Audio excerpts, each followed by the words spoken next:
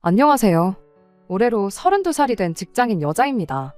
30이 되면서 나이 앞자리 숫자가 바뀐 만큼 저도 제 스스로 제 앞가림 할 줄 아는 어른이라고 생각했는데 지금에 와서는 아직도 한참 멀었구나 싶어요. 부모님 말 들어서 나쁠 거 하나 없다는데 제가 무슨 생각이었나? 그 말은 요즘 추세에는 맞지 않는 틀린 말이라고 생각했고 제가 저 스스로 현명한 결정을 내릴 수 있다고 생각했지요. 요즘은 또 예전하고는 다르게 인터넷으로 이것저것 손쉽고 빠르게 접할 수 있고 무언가 배우는 것도 편한 세상이잖아요. 그만큼 시대가 빠르게 바뀌고 유행도 바뀌는데 부모님 세대들보다 컴퓨터나 기계 좀 더 잘 다룬다고 해서 제가 아는 게 훨씬 많구나 착각을 했습니다. 여지껏 살아온 세월 동안 축적된 경험과 지식을 여지껏 저는 어른들 말을 조금이나마 잘 듣게 만들려고 누가 지어낸 그런 소리라고만 생각했습니다. 겸손을 몰랐던 저희 잘못이고 사실 이렇게 된 데에 있어서 제 잘못이 가장 크다는 생각이 드네요. 제가 지금 회사에 취직을 하기 전 인턴으로 잠깐 일을 했던 적이 있습니다. 남편은 그때 처음 알게 되었고요. 당시 남편은 회사 정직원으로 인턴들한테 회사 일 전반적인 것들을 알려주는 사람이었어요. 워낙에 부침성도 좋고 달변가라서 저 말고도 다른 인턴들한테 인기가 정말 많았습니다. 법인카드에 돈이 모자라면 사비를 털어서라도 인턴들 배부르게 먹으라 회식도 시켜주는 그런 사람이었고 특히나 그런 회식 자리에선 회사 일 외적으로도 인생에 대한 조언을 이것저것 해주던 인생 선배이기도 했지요. 그때 남편이 재테크의 중요성에 대해서 입에 침이 마를 새 없이 떠들어댔어요. 당시 저는 인턴 월급 100만 원 남짓한 돈으로 무슨 재테크냐 싶어서 별로 관심을 가지지 않았는데 막상 인턴 생활 끝날 때쯤 보니 저 말고 다른 인턴 동기들은 남편이 추천해준 종목으로 다들 크게 재미를 봤더라고요. 거의 한두 달치 월급만큼은 벌어나간 듯 보였습니다. 뒷북이긴 하지만 그때 잠깐 저 혼자 재테크에 대해서 관심을 갖게 되었습니다. 물론 저는 그 전까지도 재테크에 대해서는 지식이 전무하다시피 했었고 인턴 생활이 끝나면서 그걸 가르쳐줄 남편과도 거리가 생기게 되었다 보니 저 혼자 독학으로 공부를 해야만 했어요. 나름대로 관련 서적도 보고 유튜브에서 영상도 챙겨보면서 열심히 공부했는데 애석하게도 결과는 좋지가 않았습니다. 인턴하면서 벌은 돈을 땡전 한 푼도 쓰지 않고 모아놓은 상태였는데 그 돈의 절반을 날려버리게 되었지요. 이것도 다 사회생활하면서 배운 인생의 교훈이라 생각하기로 했고 확실한 정보가 없는 곳에는 남들 투자한다고 해서 무작정 따라서 투자하면 안 된다는 걸 배운 것 같아요. 그나마 인턴하면서 복사기 다루는 법 말고 배운 게 하나 정도는 남았다. 그런 값진 교훈으로 생각하기로 했습니다. 아무튼 그렇게 짧은 인턴 생활을 마치고 저는 끝내 학교를 졸업하게 되었습니다. 그 후 1년의 취직 준비 끝에 지금의 회사에 입사를 하게 되었어요. 인턴하던 시절에 모이기만 하면 재테크 이야기를 하던 동기들 때문에 당시 혼자 주식을 하지 않았던 저는 항상 혼자 겉돌았다 보니 그때 당시 동기들하고 연락하는 친구가 한 명도 없었거든요. 인간관계의 중요성을 알게 된 만큼 이번에는 직장 동료들과 좋은 관계를 유지하면서 지내게 되었습니다. 그렇게 회사 생활 4년차에 접어들었을 무렵 우연찮은 계기로 밖에서 남편과 재회를 하게 되었습니다. 남편이 먼저 저를 기억해서 오랜만이라며 인사를 해왔고 그때 두 사람 다 업무 때문에 밖에 나와 있던 터라 급하게 연락처만 주고받고 헤어졌지요.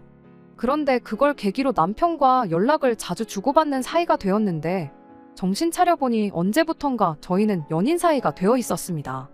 남편이 이렇게 우연히 다시 만나게 된 게 아무래도 우린 하늘이 점지한 인연 아니겠냐는 식으로 자주 말을 했는데 처음에는 별 신경을 안 썼지만 계속 듣다 보니 진짜 그런가 싶더라고요.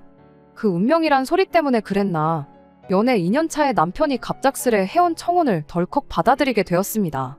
워낙에 부침성이 좋은 사람이다 보니까 저희 집에 남편을 처음 인사시켰을 때 저희 부모님이 남편을 엄청나게 마음에 들어 하셨어요.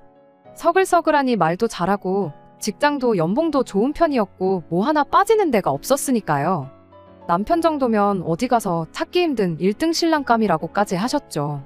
그런데 그러던 부모님께서 한참 결혼 준비한다고 이것저것 알아보던 저한테 벼랑간 결혼은 다시 생각해보는 게 어떻겠냐는 말을 꺼내오셨습니다. 이유는 상견례 때 알게 된 몇 가지 사실 때문이었습니다. 일단 시댁 형편이 어려운 것부터가 조금 마음에 걸린다고. 결혼하면 왠지 제가 고생할 것 같은 게 눈에 선하다시는 거예요. 그러면서 제 나이가 아직 그렇게 늦은 건 아니니 대신 좋은데 선자리를 알아봐 주시겠다며 남편과는 여기까지만 만나는 게 어떻겠냐는 말을 꺼내오셨습니다. 사실 저희 집이 엄청나게 부자는 아니지만 남들에 비해 여유가 있는 집인 건 사실이에요.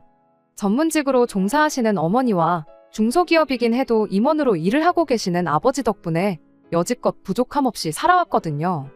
그런데 남편 집은 시어머니가 노후 준비도 안 되어 있었고 무엇보다 남편 아래로 남자 여자 하나씩 동생이 둘이나 있는데 두 사람 다 경제 활동을 하지 않고 있었다는 문제도 있었어요. 직접 듣지는 못했으나 남편이 두 사람 생활비까지도 어느 정도는 도와주고 있을 거라는 사실은 안 봐도 뻔했습니다. 말씀드린 대로 상견례 자리에서 그 누구도 직접적으로 언급하지는 않았지만 대충 분위기 보아하니 남편 없으면 시댁이 안 돌아가는 정도였던 것 같아요. 물론 직접적인 이야기가 안 나왔다 보니 전부 저희 부모님의 정황만 가지고 했던 예상일 뿐이었어요. 그러니 제 입장에서는 그런 예상을 가지고 갑자기 결혼을 뒤집어 엎으라는 거냐고 부모님께 불만을 표현할 법도 했죠. 게다가 선자리 알아봐 주신다는 것도 솔직히 마음에 안 들었어요. 그때까지만 해도 저한테 맞선이라는 건 홍기 놓친 자식들을 부모님들끼리 합의하에 억지로 결혼시키는 거라고 생각을 했었거든요. 아버지 회사 인맥으로 소개시켜 주신다고 하니 저나 저희 아버지가 뭐 대단한 사람인 건 아니지만서도 괜히 사랑 없이 정략 결혼을 하는 건가 하는 느낌도 있었고요. 그래서 저는 부모님의 반대에 반대를 하기 시작했죠. 그러다 결국 제가 바득바득 우긴 덕분에 결혼을 끝내 허락받을 수 있었습니다. 자식이기는 부모 없다고 결국엔 제 결정을 존중해 주셨던 거지요. 물론 그냥은 아니고 조금이라도 낌새가 이상하면 뒤도 돌아보지 말고 손 털고 나가라는 이야기를 몇 번이나 들어야만 했어요. 그리고 결혼을 허락받는 과정에서도 저 혼자만 우기기만 한 건 아니었습니다. 남편도 나서서 절대로 자기 가족들 문제로 제 속을 썩이는 일 없을 거라고 몇 번이나 다짐을 해가면서 저희 부모님을 설득했었죠. 그리고 그때 자기가 동생들을 도와주고 있다는 사실 또한 털어놓았어요. 하지만 걔들도 곧 취직을 할 나이다. 형제가 셋이나 되니 홀어머니 생활비도 오히려 세 사람 전부 직장을 갖게 되면 결혼하고 나서는 얼마 도와드리지 않아도 되는 거라고 하면서 저희 부모님을 설득했습니다. 저랑 남편이 이렇게 서로 절실한데 괜히 결혼을 반대했다가 무슨 일이라도 나면 나겠다 싶으셨는지 아니면 저희의 진심을 알아주신 건지 부모님께서는 결국 결혼을 허락해 주셨어요. 대신 저한테도 말했던 것처럼 남편한테도 다른 건 몰라도 가족 일로 우리 딸 마음고생 시키면 그땐 당장 이혼시키겠다고 한마디 하셨고요. 제가 다른 사람들보다 월급을 잘 모은 건 사실이었지만 직장생활 5년 남짓 한 걸로 모아봐야 얼마나 모았겠나요. 재테크 노래를 부르던 남편 또한 돈을 굴리는 재주에 비해 집안 상황 때문에 목돈을 굴릴 만한 종잣돈이 하나도 없었나 봐요. 막상 모아놓은 걸 까보니 얼마 되지가 않더라고요. 하지만 없는 형편에 결혼한 것 치고 저희는 부족함 없는 신혼생활을 보낼 수 있었습니다. 당연한 이야기겠지만 친정부모님의 도움이 엄청 컸지요. 경제적으로 힘든 남편을 대신해 저희 부모님께서 저희 결혼할 때 신혼집과 혼수를 전부 해주셨거든요. 제가 다른 사람들보다 돈을 훨씬 잘 모아놓을 수 있었던 것도 사실 그런 저희 부모님의 경제적인 서포트 때문에 가능한 일이었어요. 직장 다니면서 월급을 벌고는 있었지만 따로 부모님께 받아 쓰던 용돈도 있었거든요. 그 덕에 월급은 고스란히 저축을 할 수 있는 상황이었어요. 신혼집과 혼수를 친정에서 다 해주신 만큼 결혼식에 관련된 비용은 전부 남편이 했습니다. 시댁이 3시간 거리에 있는 지방에 있어서 서울까지 부를 사람이 많이 없다는 이유로 결혼식 자체는 조촐하게 했어요. 저희 부모님의 직업적인 특성상 안 그래도 하객 수가 거의 300명에 육박할 것 같았는데 시댁 쪽에서는 남편 직장 동료들을 합쳐도 50명이 될까 말까 했거든요. 괜히 그것 때문에 남편이 주눅들게 하고 싶지도 않았고 저희 부모님께서도 그 부분에 대해서는 동감을 하셨기에 결혼식은 그냥 서울 근교에 있는 분위기 좋은 곳에서 정말 가까운 사람들만 초대해 조촐하지만 알찬 결혼식을 올렸습니다. 아무튼 그렇게 저희는 신혼생활을 시작했어요. 처음에는 제가 모아놓은 돈을 가지고 차를 한 대 뽑을까 했었죠. 저희 집에서 집도 혼수도 다 해주셨는데 차까지 해달라고 하긴 뭐했고, 남편이 모아놓은 돈으로는 결혼식 비용을 내고 나니 솔직히 남는 게 거의 없기도 했거든요. 마침 그때쯤 국내에서 출시된 프리미엄급 라인의 차가 인기가 워낙 많았던 데다가 제가 모아놓은 돈이 딱 그 차 가격 정도 되었기에 그 차를 뽑아서 타고 다니면 좋겠다 싶었지요. 어차피 결혼했으니 나중 생각해도 차 한 대쯤은 당연히 있어도 되는 거 아닌가 하는 생각이었거든요. 그런데 남편이 우리 형편에 지금 차를 뽑자는 소리가 나오냐며 그 돈은 그냥 쓰지 말고 아껴두자는 말을 꺼내왔습니다. 집도 혼수도 다 장인 장모님이 해주셨지만 이걸 나는 그냥 받았다고 생각하지 않는다고. 언젠가 내가 경제적으로 더 성공해서 집 해주신 거며 그동안 우리한테 베풀어 주신 거 꼭 2배로 갚아드리고 싶다면서 그러기 위해선 지금부터 최대한 아끼고 모아 종잣돈을 만들어 돈을 굴리는 게 맞다는 이야기를 꺼내왔습니다. 그때 당시만 해도 집이며 가정가구며 필요한 거 다 해결되었다고 남은 돈 전부 다 써버릴 생각부터 했던 제가 다 부끄러웠어요. 그리고 남편이 참 속이 깊고 생각이 많구나. 좋은 사람을 내가 잘 골랐구나. 그런 생각까지 했습니다. 알뜰한 경제관념에 염치도 있고 생각하는 것도 어른스럽다고요. 당장 차가 있으면야 편하기야 하겠지만 보험료에 기름값에 그런 거 생각해보면 말 그대로 안 쓴다면 충분히 안 쓸 수 있는 돈이기도 하잖아요. 서울이 대중교통이 안 되어 있는 것도 아니고 이따금씩 어디 멀리 가고 싶으면 차 같은 건 렌트해서 하루 정도 필요할 때만 써도 되는 거 아니겠냐고. 요즘 그런 거 잘 되어 있는데 무조건 내 걸 가지고 있는 것보다 활용할 수 있는 거 활용해가면서 달마다 나가는 고정 비용을 최대한 절감하는 게 부자가 되는 첫걸음이라고 설명하는 남편의 삶의 지혜가 참 대단해 보였습니다. 처음 결혼하고 몇 달간은 다른 신혼부부들 마냥 알콩달콩 재밌게 지냈어요. 그러던 중 처음 남편과 부부싸움을 하게 만든 일이 하나 있었습니다. 제가 회사 일로 외근 나갈 때마다 다니는 은행이 있는데 어쩌다 보니 거기 직원분과 친해져서 권유를 받아 카드 하나를 발급하고 내친 김에 계좌도 하나 만들었던 게 있거든요. 당연히 카드 대금은 그 계좌에서 빠져나가게 만들어뒀지요. 하지만 그게 제 주거래 은행이 아니다 보니 크게 신경을 안 쓰고 있었는데 어느 날 카드값이 나가야 할 시점에 계좌에 잔액이 하나도 없었던 겁니다. 평소에는 쓰지 않는 카드인데 어쩌다 쇼핑 가서 할인 혜택 때문에 사용을 했던 적이 있었거든요. 물건만 사고 카드가 빠져나갈 걸 전혀 생각하지 않았던 저희 어처구니 없는 실수였지요. 그 덕에 카드 회사에서 카드값이 연체되었다고 독촉전화 한 통을 받게 되었는데 남편이 그 통화를 듣고는 그게 계기가 돼서 부부싸움까지 번지게 되었습니다. 연체료가 나오긴 했지만 제 기억상 몇백 원밖에 안 되는 돈이었고 어차피 돈 관리는 남편과 제가 따로 했다 보니까 제 돈에서 나가는 거라 별 문제 없을 거라 생각했는데 남편은 돈 몇백 원 우습게 보면 안 된다고 저한테 성질을 부렸어요. 그런 게 하나하나 쌓여서 목돈이 되는 거라고, 나가서 땅을 판다고 그 돈이 나오겠냐. 아무리 푼돈이라도 지나가는 사람 붙잡고 그 돈 달라고 하면 줄 사람이 몇이나 되겠냐. 아주 목에 핏대까지 세워가며 열변을 토하기 시작했습니다. 물론 제 실수가 확실했다 보니 제가 잘한 것도 없는데 당당할 필요까진 없었지만 남편이 너무 필요 이상으로 열을 내는 건 아닌가 싶었어요. 저러다 혈압이 올라서 쓰러지면 병원비가 더 나올 텐데 싶고 그렇게 화내는 건 처음 보는 모습이었는데 당연히 감정이 서운하기도 했습니다. 이게 그렇게까지 화낼 일은 아니지 않냐며 최대한 남편 기분을 달래주려고 애를 썼어요. 결국엔 남편도 화가 누그러지긴 하더라고요. 그러더니 남편이 화를 푸는 대신 자기가 생각이 하나 있는데 들어보지 않겠냐며 말을 꺼내왔습니다. 사실 자기가 이따금씩 저를 볼 때마다 결혼 전에 월급을 한 푼도 안 쓰고 고스란히 모아놓은 것 치고는 1억 가까이 하는 차를 사자고 하질 않나? 카드값도 제대로 못 내서 연체료를 내질 않나? 경제관념이 조금 없는 건 아닌가 생각이 들었답니다. 그러다 나중에 제가 저희 부모님한테 그간 용돈을 타서 쓰고 있었다는 걸 알게 되곤 왜 그런지 그제서야 알게 되었다면서 이렇게 된 마당에 자기가 돈 관리를 하고 저한테 용돈을 줄 테니 그렇게 해보는 게 어떻겠냐고 하더라고요.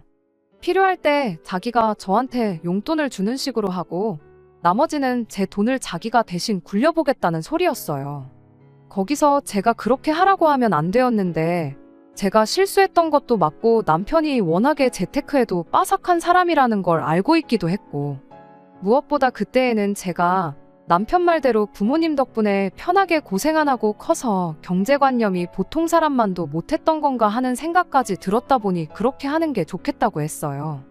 그리고 겸사겸사 저희 집에서 남편의 집안 형편을 가지고 결혼을 반대했던 것, 그리고 결혼 후에 남편이 저희 부모님이 저희한테 해주신 걸 신세졌다 생각하고 꼭 갚겠다고 했던 말이 생각이 났습니다. 이참에 내 월급 관리도 남편한테 맡겨서 아예 본격적으로 재테크를 시켜보면 좋겠다 싶었습니다. 그렇게 해서 남편이 돈을 목돈으로 불려가지고 오면 당장 저희 부모님께서도 능력 있는 사위를 몰라봤구나 생각을 고치진 않으시겠나 그런 생각이 들었거든요. 그래서 고민 끝에 남편한테 그렇게 하자고 했어요. 남편이 자신만만한 표정으로 자기가 부지런히 모으고 불려놓을 테니 돈 필요할 때 어디에 쓸 건지 알려주면 그거에 맞춰서 자기가 용돈을 주겠노라고 했습니다. 아예 제 지출 자체를 막아버린 건 아니다 보니 거기에 그렇게 큰 불만은 없었어요. 그렇게 제 인생 최대의 실수를 범하게 되었던 거죠. 남편한테 경제권을 넘겨버린 것 말이에요. 월급 받으면 어디 따로 크게 돈 빠져나갈 일 없이 모으는 대로 다 저희 돈이었고 두 사람 월급만 해도 합치면 한 달에 800만 원 가까이 되는 거금이었다 보니 남편이 알아서 목돈 만들어서 굴려만 주면 언젠간 꼭 저희 부모님께 인정받을 날이 오겠다 하는 기대를 가졌던 겁니다. 그렇게 남편에게 경제권을 맡기고 난 뒤 얼마 지나지 않아 남편이 왜 우리 집은 아직도 장인어른 명의로 되어 있느냐는 질문을 해왔습니다. 우리가 하루 이틀 살 집도 아니고 길게는 앞으로 몇 년을 더 살게 될 집이지 않냐고요. 그러면서 저희 아버지 앞으로 나갈 세금 걱정을 해주더라고요. 집값이 1,000원이라도 쌀 때 우리 명의로 돌려주는 편이 증여세니 상속세니 그런 게 확 줄어드는 걸 모르고 계신 건 아니냐면서요. 그러면서 한번 장인어른이랑 제대로 상의를 해보라고 하더군요. 저는 또 그 말에 넘어가서 그 길로 당장 아버지한테 연락해서 집은 언제쯤 우리 명의로 해주실 생각이시냐 물어봤습니다. 하지만 아버지께서는 뭐 하나 속 시원하게 대답을 해주시지 않으셨어요. 세금 문제는 당신이 내는 거고 당신 알아서 할 문제니 니들이 신경 쓸 필요 없다면서요. 왜냐고 제가 몇 번을 물어봤지만 아버지께서는 그저 신경 끄라 말하고 대답을 피하셨을 뿐이었습니다. 그렇게 저희 집은 아버지 명의로 계속 남아있게 되어서요.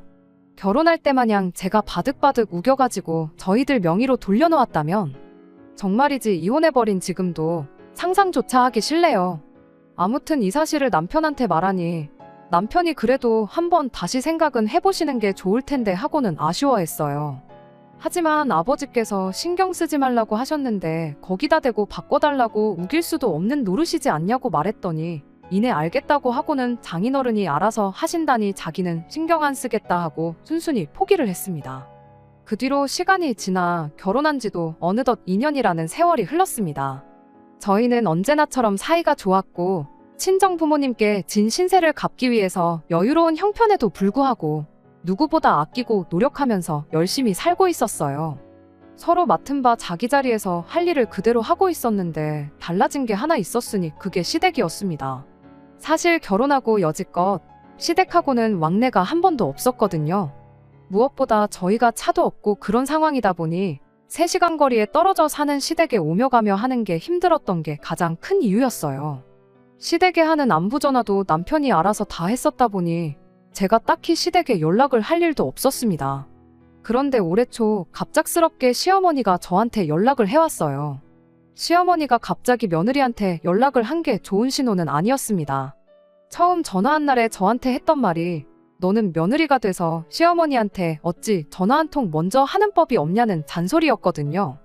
솔직히 남편이 알아서 하고 있었다고 해도 전화하는 게 돈이 드는 것도 아니고 힘든 일도 아닌데 이따금씩이라도 제가 먼저 전화를 드렸어야 하는 게 맞죠.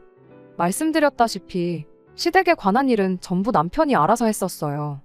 결혼하고 나서 남편이 시댁에 매달 50만 원씩 용돈을 보내드리기로 했었는데 그거 말고도 사실 동생들 취직할 때까지 어느 정도 생활비를 더 줘야겠다고 액수를 100만 원으로 보내주고 있었거든요. 그리고 시어머니한테서 저에게 전화를 처음 걸어왔을 때까지도 남편의 동생들은 여전히 그렇다 할 직장을 구하지 못한 상태였습니다. 그렇다 보니 남편이 나름 눈치가 보였던 걸까? 제가 시댁에 전화하는 걸 자기 가족들한테 눈치를 주는 거라 생각했는지 시댁에 하는 연락은 자기가 알아서 할 테니 저보고는 딱히 할 필요 없다는 식이었었어요. 그간 남편이 못하게 해서 연락을 못 드렸다고 하기는 뭐해서 알겠다고 대답했습니다. 처음엔 이런 시어머니 때문에 당황스럽긴 했는데 그래도 곰곰이 생각해보니 남편이 저희 친정에 하는 만큼 내가 시댁에 뭐 하나 잘한 게 있나 하는 생각이 들고 나름 반성까지 했어요. 저도 남편이 하는 만큼은 해야 하는 거 아닌가 싶어서 조만간 한번 찾아뵙겠다 대답하고 전화를 끊었습니다. 그리고 그날 저녁 퇴근해서 집에 돌아온 남편에게 어머님과 이런 일이 있었다 말하고 조만간 날 잡아 시댁에 한번 다녀오자는 말을 꺼냈어요. 명절 때도 돈만 보내고 말았지 전혀 왕래를 안 했으니 시어머니가 저희들 보고 싶어서 투정 부리시는 것 아니시겠냐고요. 그런데 남편은 시댁엔 뭐 하러 가냐며 갈 필요 하나도 없다고 딱 잘라 거절을 하더라고요. 다른 것도 아니고 부모님 찾아뵙는다는데 저럴 필요까지 있나 싶었는데 남편이 말하길 우리 차도 없는데 거기까지 어떻게 가냐. 차 하루 빌리는 데만 해도 돈이 얼마나 들어가고 돌려줄 때도 기름 채워서 돌려줘야 하는데 거기서 또 돈이 나간다고. 거기에 괜히 시골길 잘못 달렸다가 돌이라도 튀어서 차에 흠집이라도 나면 그건 수리비대로 또 물어줘야 한다고. 어떻게든 시댁에 안 가겠다고 발악을 하더라고요. 그간 가족들 생활비를 챙겨줄 만큼 가족에게 정성이던 남편치고 시댁 가자고 하는데 저렇게 거부 반응까지 보이는 게 어딘가 찜찜하긴 했어요. 그때는 그저 저희가 여전히 친정에는 경제적 지원을 받으면서 시댁에는 경제적인 지원을 해주고 있었으니 괜히 자격지심 때문에 저러는 건가 그런 생각도 들었죠. 그래서 그럴 게 아니고 내가 지금 이 상황에 대해 아무런 불만을 가지고 있지 않다고 남편을 이해시켜주는 게 더 낫겠다 싶어서 안 간다는 남편 억지로 끌고 시댁에 다녀오기로 했습니다. 어차피 어머님한테 조만간 찾아뵙겠다고 말했다고 당신 안 가면 나 혼자라도 다녀오겠다 했더니 순순히 따라오더라고요. 그렇게 몇 주 지나지 않아 시댁을 다녀왔어요. 남편이 하도 렌트카 가지고 배보다 배꼽이 더 클 수도 있다고 난리치던 게 생각나서 저희 아버지 차를 빌려서 다녀왔습니다.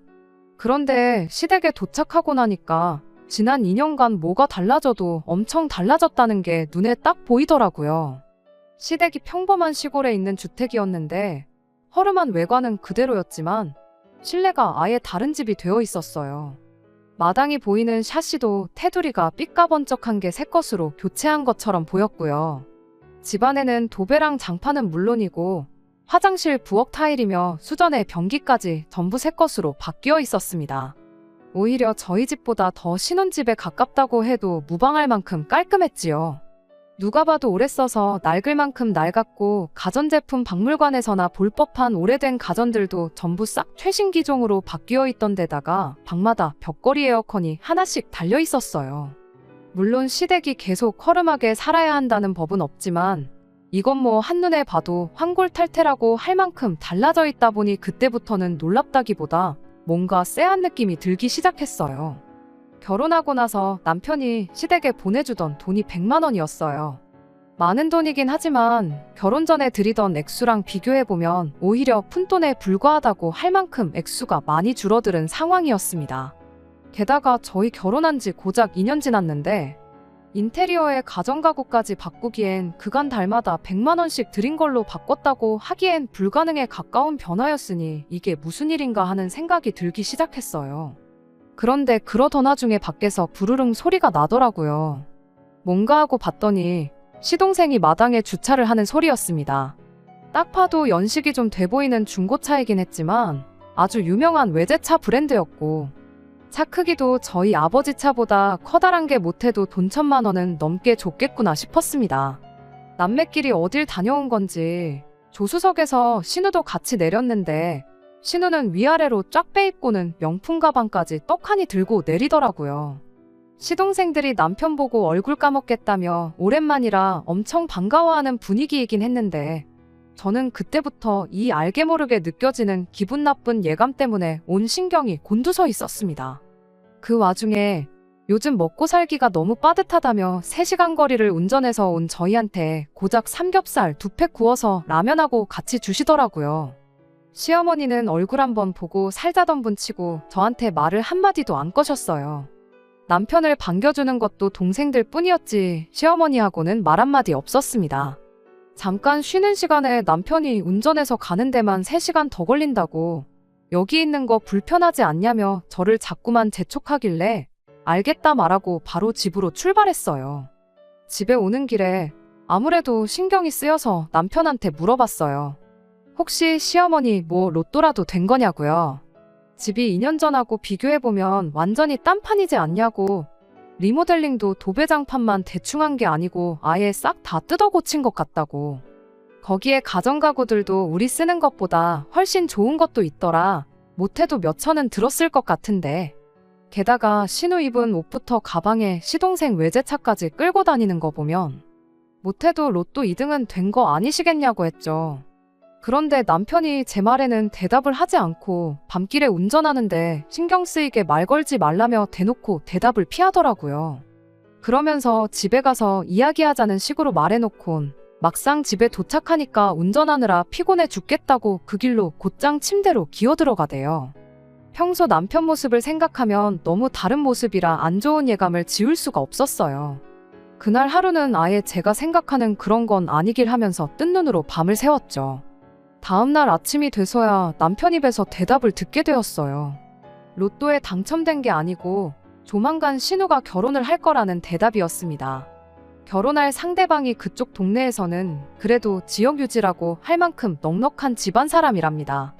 그래서 결혼 이야기 오가는 동안에 일단 혼수랑 그런 거 미리 사놓고 시댁에 가져다 놓은 거고 결혼 선물로 그쪽 집에서 어머님한테는 집 리모델링을 시동생한테는 외제차를 해줬다는 말을 하더라고요.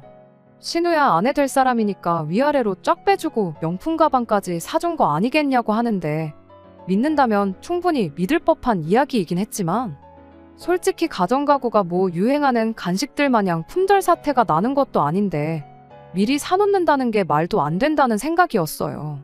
어차피 결혼하면 전부 다 걷어갈 가전가구라는 소린데 전날 저희가 갔을 때 시댁에서 쓰던 가전가구들을 따로 보관해두고 있지는 않았거든요. 그거 걷어가면 시댁은 아예 덩그러니 빈집이 될 텐데 뭐하러 그런 수지타산도 안 맞는 짓을 하겠나요? 게다가 아무리 결혼할 사람이라고 한들 장모님 되실 분 집 리모델링을 해주는 사람, 예비처남 타고 다니라고 외제차 한 대 뽑아주는 사람, 결혼하고 나서라면 모를까. 아무리 돈이 많아도 결혼 전부터 그런 거 해주는 사람이 세상에 어디 있겠나 싶더라고요. 왜 결혼식장 들어가기 전까진 모르는 거라고들 하지 않냐고요.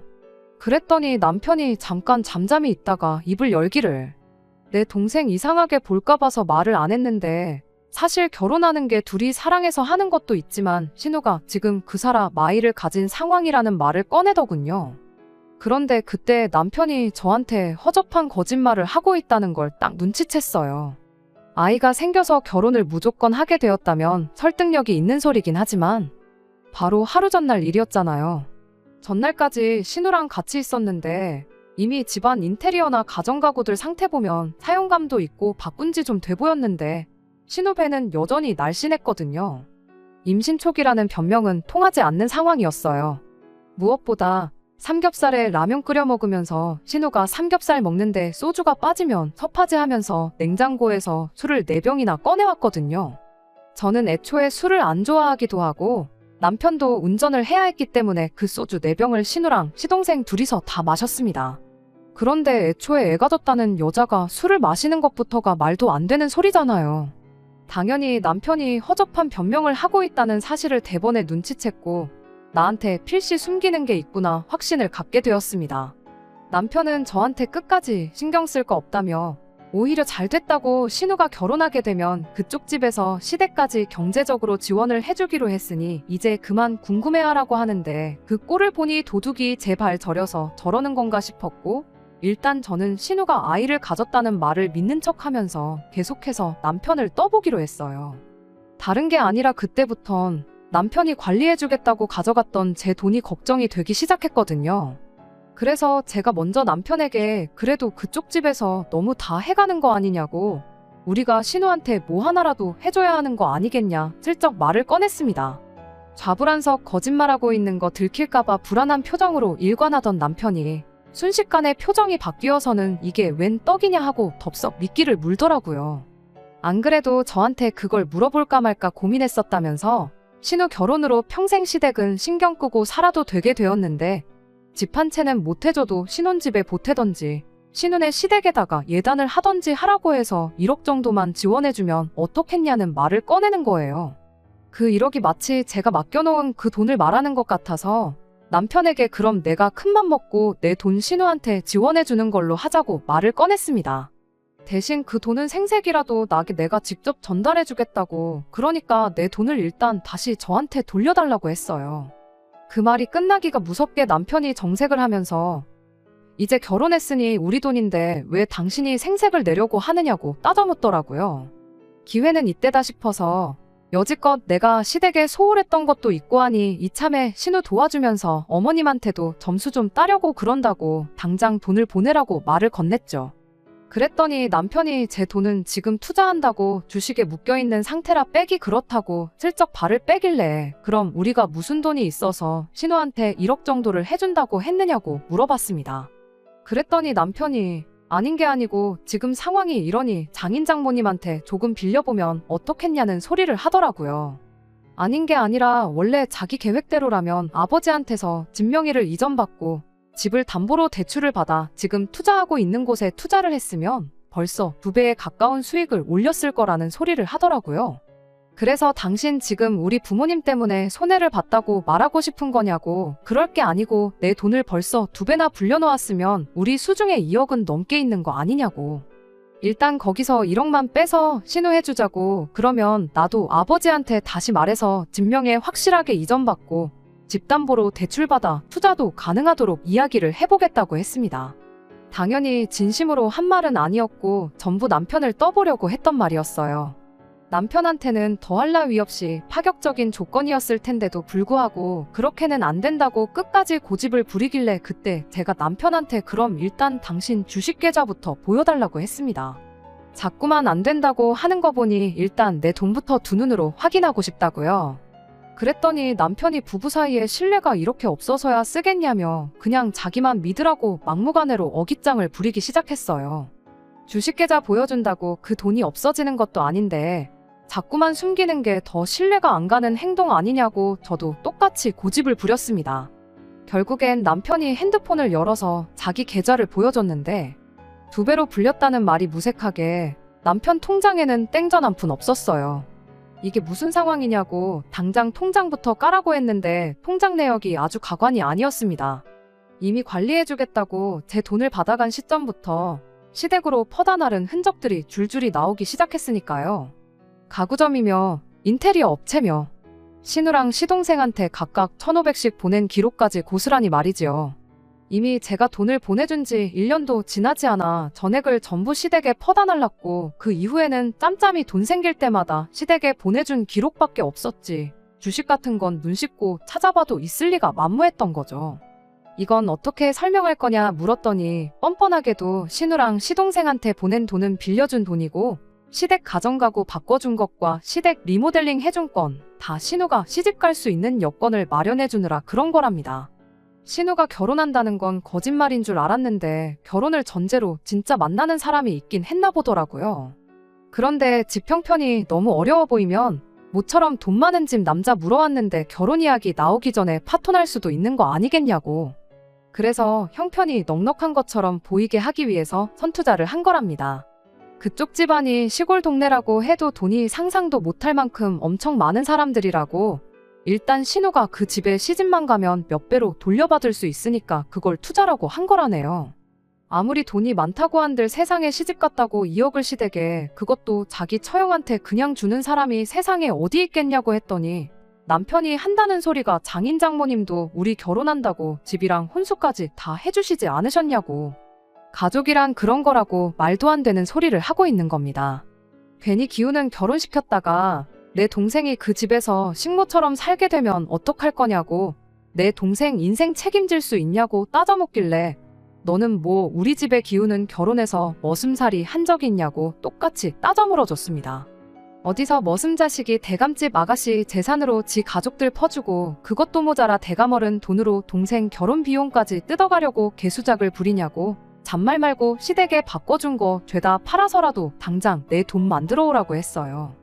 남편은 저한테 말 다 했냐며 그깟 돈 얼마 더 있다고 사람 우습게 보지 말라며 개거품을 물기 시작했지요. 우리는 운명이 맺어준 인연이라던 그 사람이 돈 얼마 때문에 이렇게까지 변할 수 있다는 사실이 참 무서웠어요. 부모님 반대에도 불구하고 제가 우겨서 한 결혼이었기에 어떻게든 행복하게 잘 살고 싶은 마음 하나뿐이었는데 이 사람은 처음부터 내 돈, 우리 집 재산을 노리고 결혼을 했던 거구나 하는 생각을 갖기 시작하니 더 이상 같이 살고 싶은 마음이 없어졌습니다. 자초지종을 들은 저희 부모님께서는 바로 인맥을 총동원해서 이쪽 방면에서 가장 승률이 높다는 변호사를 선임해 주셨어요. 그리고 곧바로 남편에게 퇴거명령과 제 돈에 대한 내용 증명, 그리고 이혼 서류까지 같이 해서 보내줬습니다. 남편은 처음에는 배째라는 식으로 나왔지만 소송까지 가면 저한테 갚을 돈은 물론이고 위자료까지 내야 한다는 말에 금세 포기를 하고 곧장 이혼 서류에 사인을 해줬어요. 어차피 맨몸으로 온 남편, 내쫓을 때도 맨몸으로 내보내버리면 그만이었으니 이혼 자체는 어려울 게 없었습니다. 관리해주겠다고 가져갔던 제 돈은 남편이 직접 저한테 갚아줘야 했는데 그 와중에 한 푼이라도 마련해보겠다고 시동생이며 신우, 시어머니한테 해줬던 것들을 중고로 좀 정리해달라고 부탁을 했었나 봐요.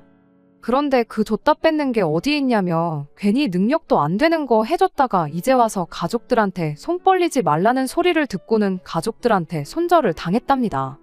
결국 남편은 그간 잘 다니고 있던 직장을 그만두면서 받은 퇴직금으로 제 돈을 갚아야 했어요.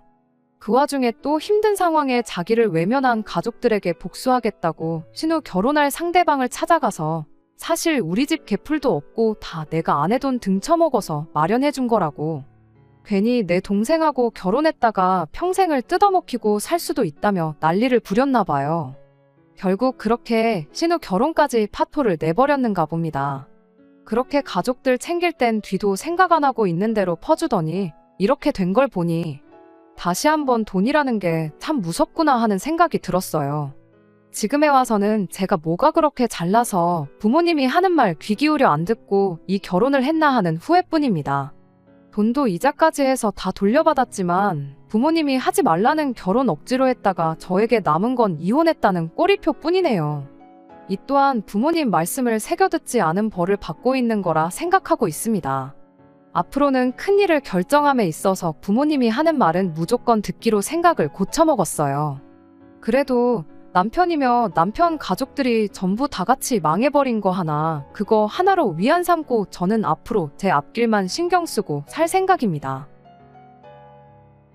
끝까지 들어주셔서 감사합니다. 오늘의 사연은 여기까지입니다. 구독과 좋아요, 알람 설정 부탁드리고 더 좋은 사연으로 다시 찾아뵙겠습니다. 감사합니다.